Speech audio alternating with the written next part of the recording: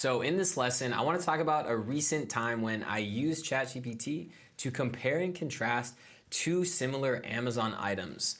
And I was honestly personally a little bit interested in how it was able to pull data from Amazon and get the information. So here's actually what it said. As an AI language model, I don't have direct access to Amazon servers. However, I can use a web scraping technique to extract information from Amazon links.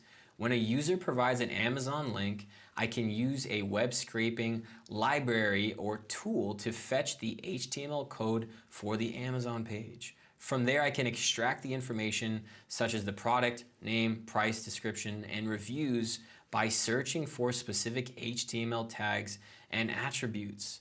So I thought that was pretty fascinating and I was a little bit, I wanted to learn a little bit more on how that was actually happening. So just as a sidebar, I think that's a little bit interesting. And now let's actually get into this example. So here's my initial prompt. Please compare and contrast these items so I can purchase the right tripod for my upcoming video shoot. So I pasted in the two options of two similar tripods at two similar price points, and I wanted to see what kind of info I could get. So it says, these two items you provided are different types of tripods that can serve different purposes for video shoots. Here's a breakdown of the differences between them. It gave me kind of the dimensions, the weights, not too much information that I felt was super beneficial. So I went ahead and I said, okay, great. Please be more descriptive and put your answers in tabular format.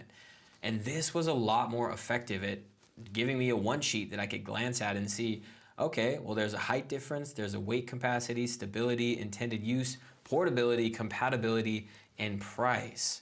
And I was curious, honestly, to see what other descriptive columns it can add. So it went ahead and added, things like the material that was used, the weight capacity, and a few other rows in this table. Then I got curious to see, well, okay, what other kind of, applications can I use this for? So I said, thanks for the answers. Now please ignore all previous prompts in this conversation.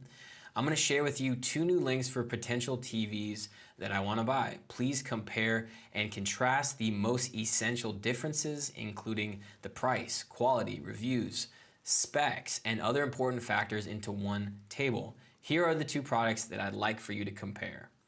And it went ahead and it popped out, okay, for this TCL 55-inch with AirPlay and Google Assistant, and this TCL 55-inch 4K, a similar product, but it went ahead and it gave me the exact breakdowns of all the different things that I would very likely be interested in knowing when I was making my purchasing decision. After that, I went ahead and said, okay, great, now condense all the information that you provided. So I essentially wanted to know, can it give me a summary of all this information into 2 sentences if I just wanted to get a quick answer and move on? And it went ahead and did that summary. Of course, this is a little bit more effective for making a buying decision, but I thought this was a really great real life example because you very well know you can have multiple tabs open. You're looking for an online product. There's a lot that are similar, and sometimes it can be hard to make a decision. So now that you know that you can compare and contrast items on websites like Amazon, I hope that you can use this in your everyday life.